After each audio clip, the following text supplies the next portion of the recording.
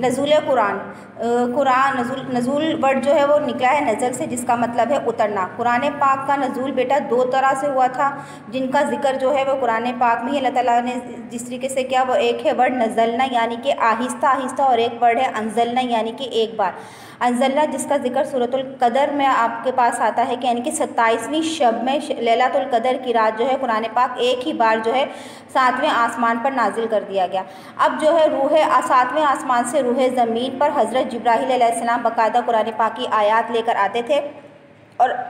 موقع محل اور واقعات کے پیش نظر جو ہے وہ قرآن پاک کی آیات نازل ہوتی تھی۔ اس طریقے سے قرآن پاک آہستہ آہستہ آپ صلی اللہ علیہ وسلم کے قلب اطہر پر نازل کیا گیا، اور اس طریقے سے جو ہے قرآن پاک جو ہے وہ 23 سال کے عرصے میں جو ہے وہ مکمل جو ہے وہ نازل ہوا۔ پہلی وحی کا آغاز جو ہے وہ غار حرا سے ہوا، جس میں سورہ الگ کی ابتدائی آیات جو ہے وہ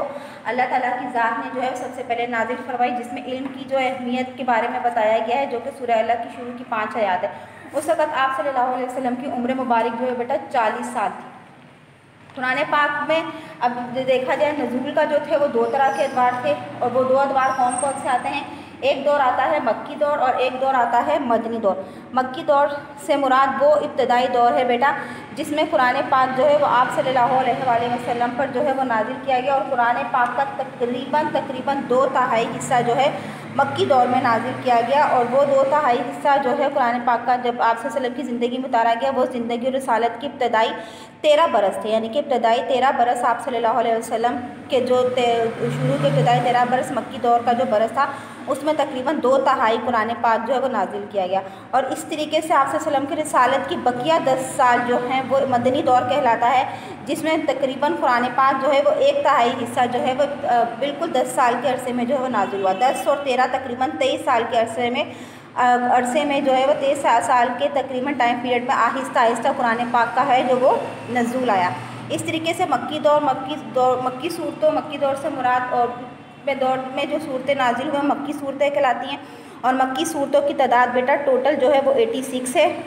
اسی طریقے سے مدنی صورتوں سے مراد وہ صورتیں ہیں جو مدنی دور میں آپ صلی اللہ علیہ وسلم پر نازل ہوئی، اور اس کی تعداد تقریباً بیٹا 28 ہے۔ اس طریقے سے ٹوٹل قرآن پاک کی جو آیات ہیں وہ ٹوٹل جو صورتیں ہیں وہ 114 صورتیں ہیں، جس میں سے 86 صورتیں جو مکی دور میں نازل ہوئی اور 28 صورتیں جو ہے وہ مدنی دور میں نازل ہوئی۔ اب قرآن مجید کا مقصد اور موضوع۔ قرآن مجید کا موضوع بیٹا جو ہے وہ انسان اور انسانیت پر ہے، یعنی کہ جو قرآن پاک کا اصل موضوع ہے وہ انسانی زندگی کے تمام پہلوؤں کے متعلق رہنمائی کرتا ہے۔ اس میں انسانی زندگی کی حقیقت بھی ہے، اس خیر و شر کا ذکر بھی ہے، حلال و حرام کا ذکر بھی ہے، جزا اور سزا کا ذکر بھی ہے، اخلاقی تعلیمات، عبادات، اور قرآن پاک میں عبرت انگیز تاریخی واقعات بھی ہے، جہاد فی سبیل اللہ، غرض یعنی کہ ہر طرح کے مضامین ہیں جس میں انسان کے لیے رہنمائی موجود ہے۔ اب اس میں انسان کی آخرت کی زندگی کے متعلق بھی تفصیلی معلومات ہے، اور زندگی کی اہمیت کو نہایت پرتاثیر انداز میں بیان کیا گیا۔ اب قرآن پاک جو ہے انسان کی انفرادی زندگی اور اس کی اجتماعی معاشرتی حقوق و فرائض یعنی کہ بنیادی تعلقات، یعنی کہ یہ آپ کہہ لیں کہ تمام تعلیمات کا جو جامع نچوڑ جو ہے وہ قرآن میں جو ہے وہ پیش کیا جاتا ہے۔ اب غرض قرآن کریم انسانی زندگی کے جو ہے بیٹا تمام پہلوؤں کے متعلق ضروری معلومات اور رہنمائی فراہم کرتا ہے۔ اب اس کی تعلیم نے انسان کو جو ہے وہ خود شناس بھی بنایا ہے اور خدا شناس بھی بنایا ہے۔ اب ہم لوگ جو کہ تعلیم قرآن کا جو ہے بیسیکلی مقصد تھا، ہمارے پاس موضوع تھا، وہ انسان اور انسانیت ہے۔ اب آ جاتے ہیں فضائل قرآن۔ قرآن مجید چونکہ اللہ تعالیٰ کا کلام ہے، اس لیے بے مثال خوبیوں کا مجموعہ ہے جس کا شمار ناممکن ہوگا۔ اب ان خوبیوں کے باعث یہ کتاب جو ہے وہ ایک زندہ جاوید کتاب ہمارے پاس ہے۔ اب اس ذیل میں جو ہے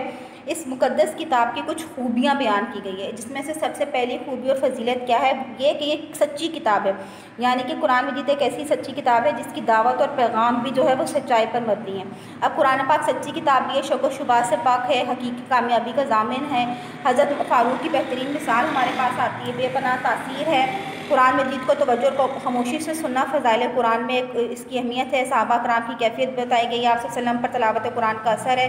قرآن کا منفرد انداز بیان اور تربیت و تزکیہ۔ تو ان سب کی مختصراً وضاحت میں بتا دیتی ہوں آپ لوگوں کو۔ قرآن پاک سچی کتاب سے مراد یہ کہ بیٹا اس کی دعوت اور پیغام بھی سچائی اس پر مبنی ہے، اس کے دلائل جو بہت مضبوط اور مستحکم ہے، جس کا ذکر سورہ ہود میں اللہ تعالیٰ کی ذات نے خود بیان فرمایا ہے کہ الف لام را، یہ وہ کتاب ہے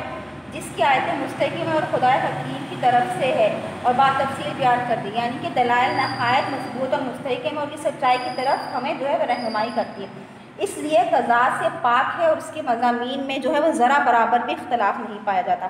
اب یہ شک و شبہ سے پاک ہے، اس میں کسی طرح کے کوئی بھی شک و شبے کی کوئی گنجائش نہیں ہے، جس کا ذکر سورۃ البقرہ آیت نمبر 2 میں ہے۔ یہ کتاب یعنی قرآن مجید جو ہے اللہ کی کتاب ہے، اس میں کوئی شک نہیں۔ اب اسی کے ساتھ ساتھ اس کی ایک فضیلت یہ ہے کہ ہماری حقیقی کامیابی کے، انسانوں کی حقیقی کامیابی کا بہترین ضامن ہے۔ اب اس کتاب سے اب جن افراد اور اقوام کو کامیابی کی ضمانت دی گئی وہ سچے دل پر اس پر ایمان بھی لاتے ہیں اور اس کے احکام اور تعلیمات پر بھی عمل کرتے ہیں۔ اب ایسے لوگوں کے لیے کتاب جو ہے اس دنیا میں بھی جو ہے وہ شرف امتیاز کا وعدہ دلاتی ہے، اور روز آخرت میں بھی جو ہے قرآن پاک کی جو سب سے زیادہ تلاوت کرتی ہے وہ باقاعدہ اس کی جو ہے وہ حق میں گواہی دیں گے۔ حضرت عمر فاروق کی مثال لے بیٹا، حضرت عمر فاروق رضی اللہ تعالیٰ عنہ جب دائرہ اسلام میں داخل ہوئے تو جب ان کی بہن جب قرآن پاک کی تلاوت فرما رہی تھیں تو اس وقت حضرت عمر فاروق نے جب یہ کلام سنا، اس پر اتنا زیادہ اس کلام کا اثر ہوا کہ حضرت عمر فاروق جو ہے وہ دائرہ اسلام میں داخل ہو گئے۔ تو بے پناہ تاثیر، یعنی کہ جو بھی اس کے پڑھنے والا سننے والا جو ہے وہ اس کی تاثیر جو ہے وہ لکھ دیتا ہے، یعنی کہ اس کے پڑھنے والوں کے لیے بلا کی تاثیر لکھ دی گئی، جس کا ذکر قرآن پاک میں باقاعدہ اس طریقے سے اگر ہم یہ قرآن کسی پہاڑ پر نازل کرتے تو تم دیکھتے کہ خدا کے خوف سے دبا اور پھٹ جاتا۔ اب تو ایک اور فضیلت یہ ہے کہ قرآن پاک کو توجہ اور خاموشی کے ساتھ سننا چاہیے، بالکل دل لگا کر سننا چاہیے۔ اللہ کی رحمت کا امیدوار بننے کے لیے ضروری ہے کہ قرآن پاک کو توجہ اور خاموشی کے ساتھ سنا جائے تاکہ ہم پر جو ہے وہ اللہ تعالیٰ کا رحم و کرم قائم رہے۔ اس طریقے سے صحابہ اور رسول صلی اللہ علیہ وسلم کی تلاوت قرآن کا اثر بتایا گیا ہے کہ جب صحابہ کرام اور آپ صلی اللہ علیہ وسلم تلاوت قرآن سنتے تھے تو آپ پر ایک طرح کی رکت طاری ہو جاتی تھی، بہت خاموشی کے ساتھ اور بالکل دلجوئی کے ساتھ اس کو، اور کسی طرح کی کوئی مصنوعی کیفیت کا مظاہرہ نہیں کرتے بلکہ سکون اور اطمینان طریقے سے ادب کے ساتھ جو ہے وہ قرآن پاک کو سنتے تھے، اور ان کی صفات میں جو ہے ان کی کوئی بھی برابری نہیں کر سکتا۔ اب قرآن پاک کا منفرد انداز بیان یہ ہے کہ اس میں جو ہے بیگانہ انداز ہے، یہ بے حد پیارا اور دلکش اور روح میں اتر جانے والا کلام ہے، جو اسے پڑھتا ہے اس کی طرف سننے کے لیے مائل ہو جاتا ہے۔ تو اس کلام میں جو ہے وہ غضب کی تاثیر ہے اور یہ دل کی گہرائیوں میں بیٹا اتر جانے والا کلام ہے۔ تو اس کے چھوٹے چھوٹے جملوں میں بے شمار معنی جو ہے وہ پوشیدہ ہے۔ اب یہ جو ہے اہل عرب زبان جو ہے وہ ظاہر سی بات ہے اس میں عربی زبان میں ہے، تو ہمیں اب قرآن پاک کو صحیح معنوں میں سمجھنے کے لیے ضروری ہے کہ ہم لوگ اس کے ترجمے اور اس کی تفسیر کے ساتھ جو ہے قرآن پاک کی تلاوت کریں تاکہ ہم جو ہے وہ اس کو اچھے طریقے سے قرآن پاک کو سمجھ سکیں۔ قرآن پاک تربیت و تزکیہ، یعنی کہ کتاب مقدس اپنے اندر انسان کی تربیت اور تزکیہ کی بہترین صلاحیت رکھتی ہے، یعنی کہ انسان کے دل و دماغ، جذبات، خواہشات، رجحانات، میلانات سب کا جو ہے وہ حفظ تزکیہ کرتی ہے، جس کی بدولت انسان جو ہے وہ اعلیٰ اخلاقی فضائل اپنے اندر پیدا کرتا ہے، اور اس کے ساتھ ساتھ ہر بات جو ہے وہ اس کے دل میں اتر جاتی ہے، اور اس کی تلاوت سے جہاں دل میں خشوع و خضوع پیدا ہوتا ہے وہیں یقین کی دولت بھی نصیب ہوتی ہے۔